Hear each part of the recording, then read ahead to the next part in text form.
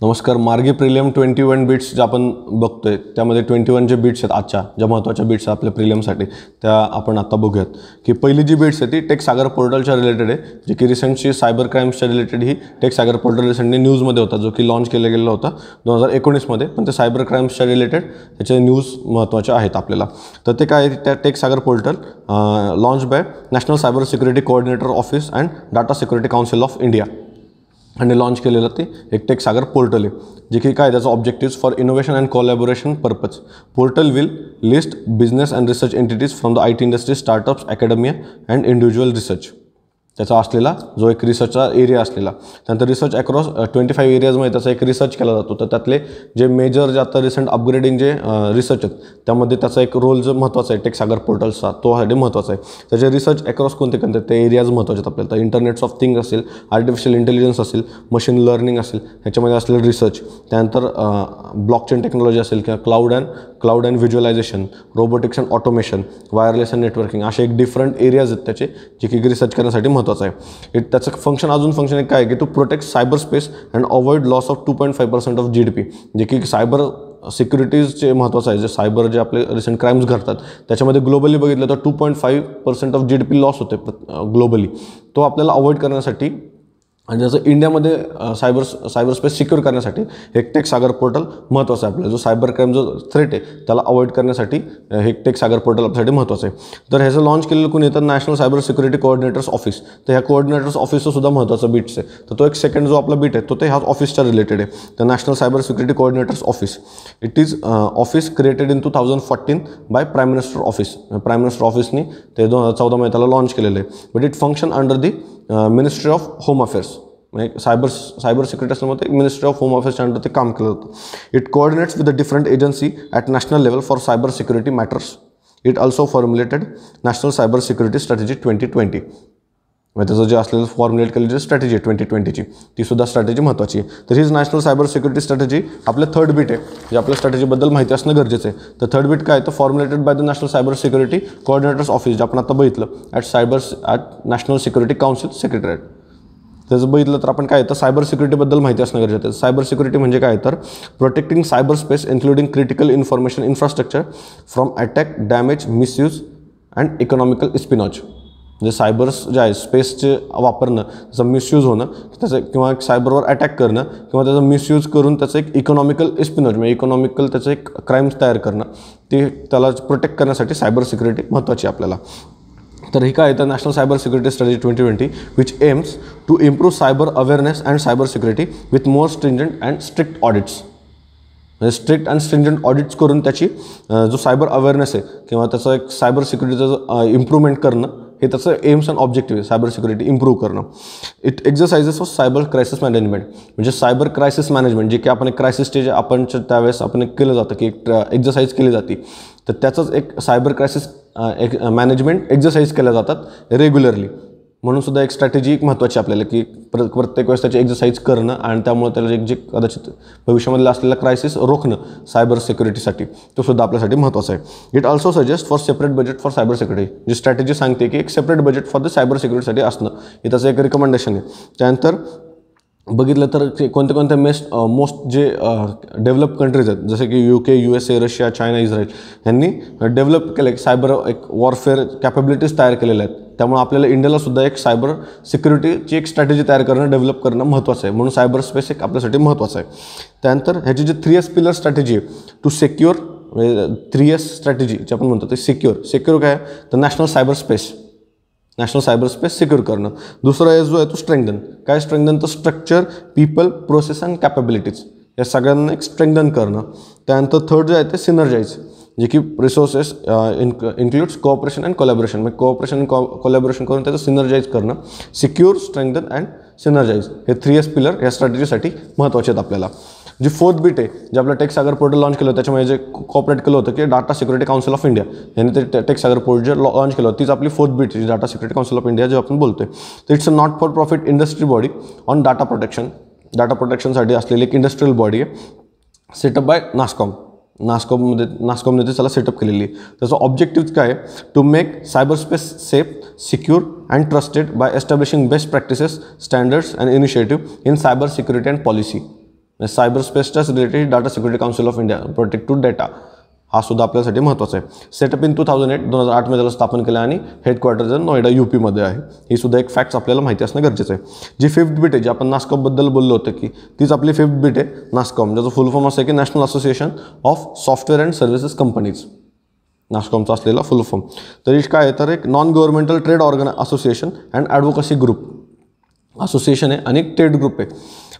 Focused mainly on information technology IT आणि BPO industry, जे आपण बोलतो की बिझनेस प्रोसेस आउटसोर्सिंग, BPO आणि IT इंडस्ट्रीसाठी असलेलं त्याचं एक महत्त्वाचं कॉन्ट्रीब्युशन, हे सुद्धा महत्त्वाचं आहे.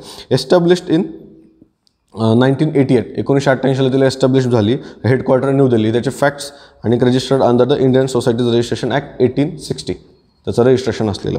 मेंबर्स कोणते कोणते त्याचे? सॉफ्टवेअर कंपनीज त्याचे मेंबर्स आहेत, सॉफ्टवेअर सर्व्हिसेस आहेत किंवा IT सर्व्हिसेस इनेबल्ड सर्व्हिसेस आहेत, IT information technology enabled services आणि BPO हे त्याचे एक मेंबर्स आहेत.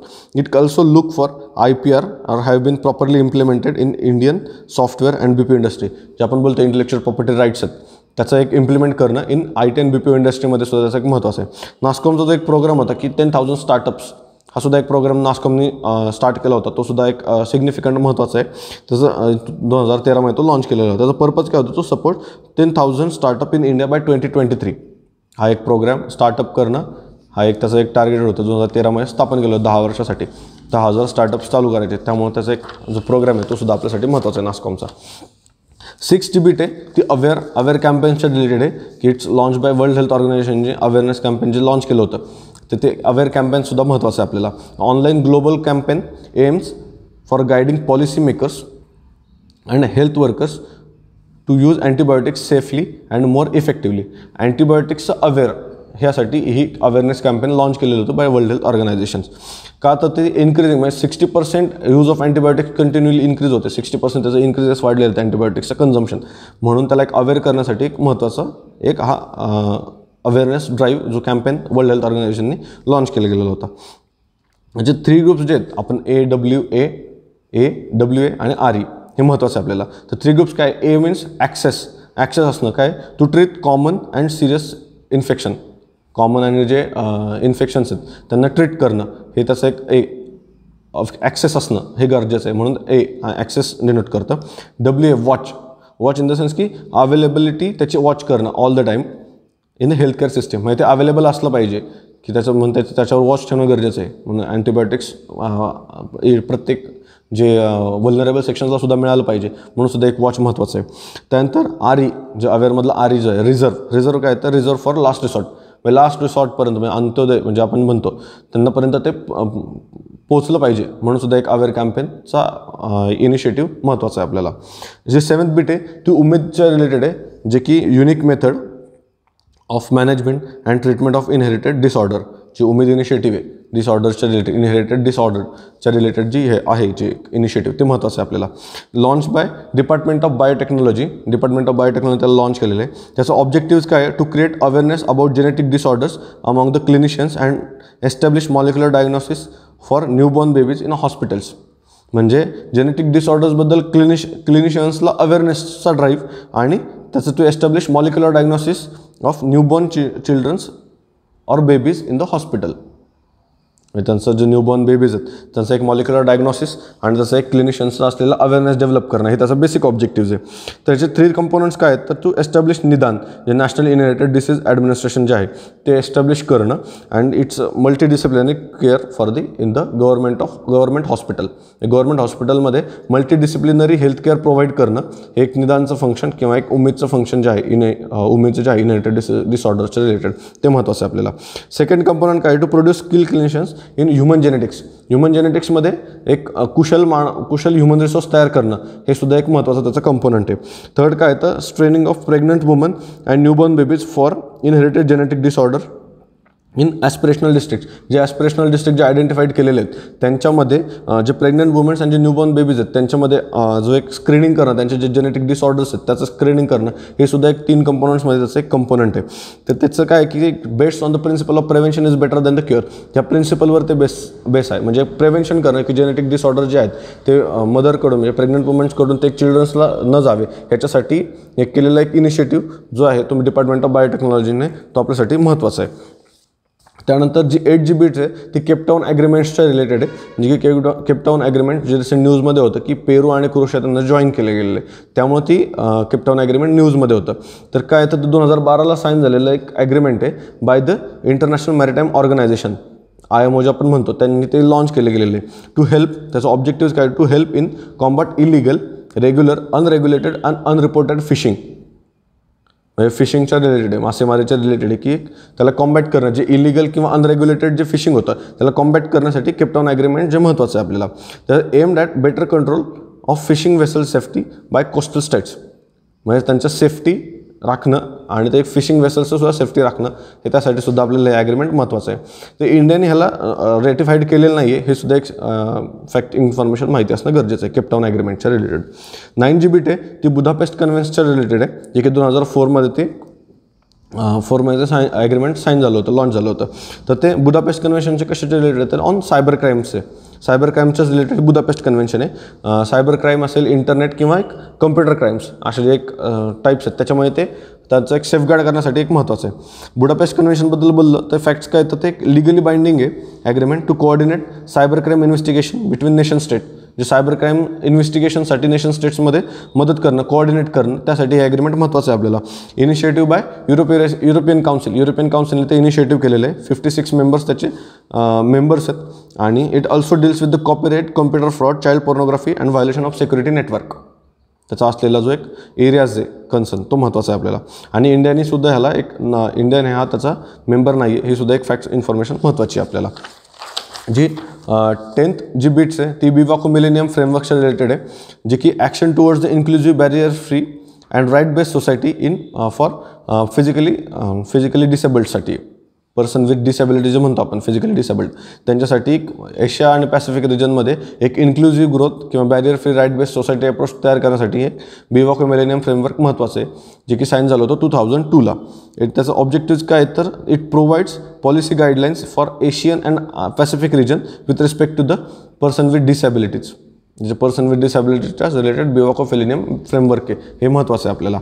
11th जी बीट्स आहे ती टॉरेफॅक्शन टेक्नॉलॉजी, जी की न्यूजमध्ये होती की स्वीडिश टेक्नॉलॉजी आहे, जी की स्टबल बर्निंग्सच्या रिलेटेड जी न्यूजमध्ये होती की पंजाब हरियाणामध्ये जे स्टबल बर्निंग होतं आणि त्याचा असलेला effect on NCT, national capital territory, किंवा पंजाबचा जो नॉर्थ इंडियामध्ये असलेला प्रॉब्लेम, त्यासाठी एक टॉरेफॅक्शन टेक्नॉलॉजीसुद्धा महत्त्वाची आपल्याला. तर काय याच्याबद्दल की एक Swedish technology to convert rice stubble in biocoal, renovation किंवा रिन्युएबल सोर्सेसमध्ये त्याला कन्वर्ट करण्यासाठी एक महत्त्वाचं आहे. To convert biomass to biocoal, म्हणून ही टेक्नॉलॉजी महत्त्वाची आहे. बाय हिटिंग, म्हणजे बायोमास जे राईस स्टबल आहे त्यांना ते घेतलं जातं, त्याचं कटिंग, त्यानंतर त्याच्यामध्ये त्याला हिट केलं जातं, एक 250 ते 350 डिग्री सेंटीग्रेडला त्याला बर्न केलं जातं आणि त्याचं बायोमास केलं जातं त्याला बर्निंग केलं जातं in the absence of oxygen, आणि त्याचं एक बायोकोल तयार केलं जातं आणि ते बायोकोल आपण वापरू शकतो. तर त्याचं काय की it gives the coal like material after heating and has a better fuel characteristic than original biomass. Original बायोमासपेक्षा सुद्धा याची जे कॅरेक्टरिस्टिक्स आहेत ते चांगले आहेत. त्याचं ॲडव्हान्टेज बघितलं तर काय, it convert 150 to 150 kg of paddy straws to biocoal every hour and reduce CO2 emission by 95%. म्हणजे कार्बन डायऑक्साईडचं इमिशन 95%नी कमी होतं, म्हणून सुद्धा एक टॉरेफॅक्शन टेक्नॉलॉजी आपल्यासाठी महत्त्वाची, जी की स्वीडिश टेक्नॉलॉजी. तर बायोकोल जे आहे ते बायोकोल फॉर्मेशन होतं, तर बायोकोलच आपला नेक्स्ट 12वा बीट्स आहे बायोकोल. तर it also known as the synthetic coal, याला सिंथेटिक कोल म्हटलं जातं. Similar characteristic to traditional fossil based coal आहे biocoal. And this is viable option to reduce green house gas emissions, green house गॅसेसचे emission कमी करण्यासाठी सुद्धा एक त्याचा इम्पॉर्टन्स महत्त्वाचा आहे. It created through torrefaction technology, की आपण आपली 11 बीट जी बघितलेली त्यामध्ये ते क्रिएटेड केलं जातं. 13 जी बीट आहे ती रॅनेटायडाईनच्या रिलेटेड आहे. CDSO issued directives to check presence of ranitidine, म्हणून ते एक न्यूजमध्ये होतं. तर ते काय, एक रॅनेटायडिन एक कॅन्सर कॉझिंग एजंट आहे, कार्सिनोजेनिक आहे, only sell by the doctor prescription, म्हणजे डॉक्टरांच्या प्रिस्क्रिप्शन नंतरच ते सेल केलं जातं ranitidine. It's a oldest drug on acidity and ulcer, acidity and अल्सर्सवर एक ओल्डेस्ट ड्रगसुद्धा हे एक रॅनेटायडाईन होतं. It commonly prescribe in the medicine, म्हणजे डॉक्टर जनरली ते प्रिस्क्राईब करतात मेडिसिन्समध्ये. It also listed in the World Health Organisation model list of essential medicines, world health ऑर्गनायझेशनची G essential medicine list आहे त्याच्यामध्ये सुद्धा त्याला एक रजिस्टर्ड केलं गेलेलं आहे. त्याचं कार्सिनोजेनिक त्याचं कॅरेक्टरिस्टिक होतं आणि द मेन कार्सिनोजेनिक जे आहे कॅरेक्टरिस्टिक ते महत्त्वाचं आहे. त्यामुळे ते डॉक्टर प्रिस्क्रिप्शनशिवाय ते दिलं जात नाही. कार्सिनोजेनिक म्हणजे काय तर are the substance or radiation that promote carcinogenesis that is the formation of cancer महत्त्वाचं आहे. आणि अदर कोणते कोणते जे कार्सिनोजेनिक आहेत जे काही असेल की ॲबेस्टॉस असेल किंवा गॅमारेज असेल किंवा ॲफ्लाटॉक्सिन जे B1 जे ॲफ्लाटॉक्सिन आपण अगोदरच्या मध्ये प्रिलिम बिट्समध्ये 21 बिट्समध्ये बघितलेलं होतं ते कार्सिनोजेनिक आहेत. ते सुद्धा एक महत्त्वाचं आहे आपल्याला. त्यानंतर एच शेड्यूल ड्रगसुद्धा एक महत्त्वाची कॉन्सेप्ट आहे जे की under the drug and cosmetic rules 1945च्या अंतर्गत एच शेड्यूल ड्रग एक लिस्टेड आहे. ते drugs under the schedule H shall be sold only by the prescription of registered medical practitioners only. जे की आपण बघितलं रॅनिटायडिनच्या रिलेटेड की डॉक्टर प्रिस्क्रिप्शन दिल्यानंतरच ती सेल होऊ शकते आणि ते कॉमनली प्रिस्क्राईब्ड असते. तर एज शेड्यूल ड्रग ही सुद्धा त्याच्याच अंतर्गत येतं. म्हणजे रॅनिटायडिनसुद्धा एज शेड्यूल ड्रगमध्येच येतं. It's a drug under this displaying text RX capital R small x ह्याच्यामध्ये त्याला डिस्प्ले केलं जातं किंवा त्याला एक शेड्यूल एज ड्रग असं सुद्धा एक डायरेक्टली लिहिलं जातं. तर H1 शेड्यूलसुद्धा एक ड्रग असतात की H1 schedule drug to check indiscriminate use of antibiotics अँटी-TB and other drugs in the country. H1 schedule जे आहे ते सुद्धा एक न्यूजमध्ये होतं ते सुद्धा आपल्यासाठी महत्त्वाचं आहे. जे 15 बिट आहे drug and cosmetic rules of 1945 जे आपण एच शेड्यूल ड्रग्समध्ये बघितलं की त्याच्या अंतर्गतच ते एच शेड्यूल ड्रग्स आहेत. तर ते ड्रग अँड कॉस्मेटिक रूल्स 1945 सुद्धा आपल्यासाठी महत्त्वाचं आहे. तर it sets up under the drug and cosmetics act 1940. Drug and cosmetics ॲक्टच्या अंतर्गतच ती रूल्स आलेले आहेत. It provides for the classification of drugs under the given schedules. म्हणजे क्लासिफिकेशनचे जे ड्रग्स जे आहे ते त्या रूल्समध्ये क्लासिफाईड केले जातात. It also contains the guidelines of drugs for storage sales display and prescription of each schedule. Guidelines त्याच्यामध्ये प्रोव्हाइड केलेले जे रूल्समध्ये आणि तेच गाईडलाईन्स फॉलो केले जातात ड्रग्स अँड कॉस्मेटिक्स रूल्समध्ये. ही आपली 15 बिट्स होती. जी नेक्स्ट आपली बिट्स आहे 16 बिट ती सी फ्लोजच्या रिलेटेड आहे. It's a GI based derived from weather forecast hydraulic and hydrodynamic model. एक सी फ्लोज जे आहे इनिशिएटिव्ह ते महत्त्वाचं आहे आपल्याला. India's first integrated coastal flood warning system. Coastal flood warning सिस्टीम्सच्या रिलेटेड हे सी फ्लोज एक महत्त्वाचं आहे सिस्टीम. सी फ्लोज सिस्टीम महत्त्वाची आहे. First use in the city of Chennai use for both rainfall and land water resources. म्हणजे रेनफॉल आणि लँड वॉटर रिसोर्सेसमध्ये एक जे डिझास्टरच्या आधी त्याला मॉनिटर करणं आणि त्याचा एक अलर्ट देणं हे काम ते सी फ्लोज करतं सिस्टीम करते. Develop by the National Centre for Coastal Research Chennai यांनी ते डेव्हलप केलेले. तर ते National Centre for Coastal Research काय तर एस्टॅब्लिश इन 1997-98ला under the Ministry of Earth Science. म्हणजे आपण कोस्टल रिसर्चचे इन्स्टिट्यूट ती मिनिस्ट्री ऑफ अर्थ सायन्सच्या अंतर्गत काम करतं. त्याचं टार्गेट काय ऑब्जेक्टिव्स काय तर to assist environmental management and capacity building the project. Capacity building the project किंवा फ्लड वॉर्निंगचा अलर्ट देण्यासाठी महत्त्वाचं एक सिस्टीम आहे. 17 बिट्स आहे ती नीलाकुरंजीच्या रिलेटेड आहे जे की प्लांट्स इन न्यूजमध्ये आपण ती म्हणू शकतो त्याला. नीलाकुरंजी ते फ्लावर आहे that blossoms after every 12 year. दर 12 वर्षांनी ते फुलते ते फुल नीलकुरंजीला. Found in the shola forest of the Western घाट. वेस्टर्न घाटमध्ये ते प्रायमरीली सापडतं. त्याला स्मेल नाही आहे किंवा मेडिसिनल व्हॅल्यूसुद्धा नाही आहे. पण सेम फ्लावर्स ब्लॉसम 7 इयर. म्हणजे काही फ्लावर्स हे 7 वर्षांनंतरसुद्धा ब्लॉसम होतात आणि त्यानंतर ते डाय होतात मरून जातात ते. तर जे पालियन ट्राईब आहे तमिळनाडू तिथे रेफरन्स करतं जे नीलकुरंजीचे फ्लावर्सचे जे ब्लॉसम आहे त्याला ते एक रेफरन्स मानतं आणि त्याचं ते एज कॅल्क्युलेट करतात. जे म्हणतो आपण पालियन ट्रायबल्स जे आहेत तामिळनाडूमधले ते ट्रायबलसुद्धा महत्त्वाचं आहे तामिळनाडूमधले जे की त्यांचा एज रेफरन्ससाठी सुद्धा नीलकुरंजीच्या प्लांटचा रेफरन्स घेतात. Endangered the plant due to the environment destructions हे सुद्धा आपल्याला माहिती असणं गरजेचं आहे. जी 18 बिट ती हॅलो आर्की आहे किंवा ऑर हॅलोपेलिक आर्की आहे. हे सुद्धा एक महत्त्वाचे प्लांट्स इन न्यूज आहे किंवा एक बॅक्टेरिया आहे तो एक न्यूजमध्ये होता. ते bacteria that produces pink colour. म्हणजे रिसेंटली जे एक लोणार लेक आहे महाराष्ट्रामध्ये त्याच्यामध्ये त्याला एक पिंक कलर आलेला होता. तर ते ह्या बॅक्टेरियामुळे आलेला होता म्हणून तो आपल्यासाठी एक हॅलो आर्की महत्त्वाचा आहे आपल्याला. तर found in the water saturated with the salt. म्हणजे आपण जे लोणार लेक बघितलं तर एक सलाईन वॉटर लेक आहे त्यामुळे ते सॅच्युरेटेड सॉल्ट्स त्याच्यामध्ये कंटेंट जास्त आहे आणि त्याच्यामुळेच ते आपल्याला ते बॅक्टेरिया त्यामध्ये फाउंड होतात. त्यानंतर काय की त्याचे रिझन्स कोणते आहेत की ह्याचं फॉर्मेशनचं काय रिझन आहे तर ते ॲब्सेंट ऑफ रेन. म्हणजे त्या बॅक्टेरिया फॉर्मेशनचे रिझन्स काय आहेत तर absent of rain, less human interference, high temperature and increase salinity and pH level. हे त्याचे एक बेसिक रिझन्स आहेत. ज्याच्यामध्ये हॉलोआर्किया जे बॅक्टेरिया आहे ते राईज होतं आणि त्याला एक वॉटरचे जे सॅलाइन वॉटर बॉडी आहे त्याला एक पिंक कलर डेव्हलप होतो. जे 19 जी बिट्स आहे ती जेरेनियम प्लांट्सच्या रिलेटेड आहे, जे की न्यूजमध्ये होतं की एक original plant from the south Africa and has a medicinal value of anti inflammatory and antiseptic agents. त्याचं जे कॅरेक्टरिस्टिक, त्याचे प्रॉपर्टीज जे आपण म्हणतो की त्याचं एक व्हॅल्यू असलेलं, एक मेडिसिनल व्हॅल्यू, तो महत्त्वाचा आहे. ते न्यूजमध्ये काय होतं की CSIR, जे council for scientific and industrial research होतं, त्यांनी डेव्हलप केलं होतं low cost technology produced it. मग त्याच्या असलेला मेडिसिनल व्हॅल्यूमुळे त्याला एक CSIRने त्याला डेव्हलप केलं होतं की लो कॉस्ट टेक्नॉलॉजी हा प्लांट डेव्हलप करण्यासाठी. It is to boost aroma mission. Aroma मिशनला बूस्ट करण्यासाठी सुद्धा एक महत्त्वाचं आहे. त्यानंतर जे एक इन्स्टिट्यूट्स आहे की CSIR CMAP, एक लखनौमधलं जे इन्स्टिट्यूट आहे त्याने has develop the low cost technology of geranium plant and made available to the farmer. जे डेव्हलप केलं गेलेलं होतं CSIRच्या अंतर्गत, ते कोणते इन्स्टिट्यूट आहे तर central institute of medicinal and aromatic plant, जे लखनौमध्ये आहे, ते सुद्धा इन्स्टिट्यूट महत्त्वाचं आहे.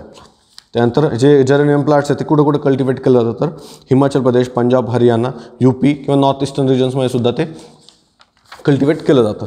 ते सुद्धा आपल्याला माहिती असणं गरजेचं आहे. जी 20वी बिट्स आहे तर ते अरोमा मिशन्सचेच रिलेटेड आहे, जे की अरोमा मिशन जे CSIRचं जे इनिशिएटिव्ह आहे अरोमा मिशन, ते सुद्धा महत्त्वाचं आहे आपल्याला. तर ऑब्जेक्टिव्स काय, to increase the income of farmers through cultivation of high value and high demand aromatic crop by about 30,000 to 60,000 hectare per year. 30,000 पासून ते 60,000 हेक्टर पर इयर डेव्हलप करणं त्याचं ऑब्जेक्टिव्स आहे. इट इन्क्लूड्स कोणते आहेत तर जे ॲरोमॅटिक जे प्लांट्स आहेत, जे हायली डिमांड असतात, तर ते कोणते आहेत तर रोजमेरी, लेव्हेंडर किंवा लेमन ग्रास, असे जे एक्स्ट्रा जे एक्झाम्पल्स आहेत, रोजमेरी असेल किंवा लेव्हेंडर असेल, ते महत्त्वाचे आहेत आपल्याला. The crops are to be promoted in unproductive and wasteland. या अरोमा मिशनचं टार्गेटच असं आहे की जे अनप्रोडक्टिव्ह लँड आहे किंवा जे एक वेस्टलँड आहे त्याच्यावरती डेव्हलप करणं. कोणते प्लांट्स ते highly demand aromatic plants develop करणं, हे त्याचं एक मिशनचा तो ऑब्जेक्टिव्ह आहे. ऑल्सो कोणते जे हायड्रॉट कंडिशन्सचे जे लँड्स आहेत किंवा सॅलिनिटी असलेल्या किंवा वॉटर स्कॅसिटी असलेल्या एरियामध्ये सुद्धा डेव्हलप करणं, त्याला एक अरोमॅटिक प्लांट्स डेव्हलप करणं सुद्धा एक त्याचं मिशन आहे. जी 21 जी बिट्स आहे ती ॲस्ट्रॉसचे रिलेटेड आहे. ॲस्ट्रॉस मिशन, जे स्पेस मिशन न्यूजमध्ये होतं की बाय नासा इन 2023. ॲस्ट्रॉसचं फुल फॉर्म काय तर astrophysics stratospheric telescope for high spectral resolution observation at sub millimetre wavelength.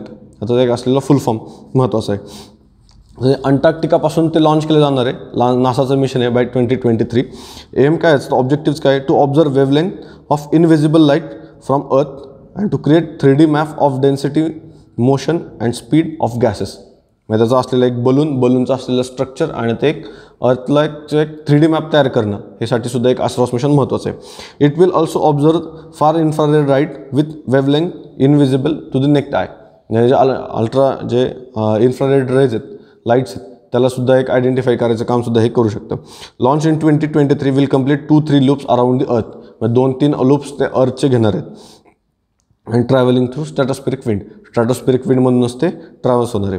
तर ते ॲस्ट्रॉस जे टेलिस्कोप आहे ते विदिन द बलून असणार आहे, किंवा बलून जे लूप घेणारे अर्थचे, त्या ॲस्ट्रॉस टेलिस्कोप त्या बलूनमध्ये असणार आहे आणि त्याचाच एक तो 3D मॅप तयार करणार आहे. असं ते एक मिशन आहे ॲस्ट्रॉस मिशन, जे की नासाचं बाय 2023 जे आहे ते महत्त्वाचं आहे.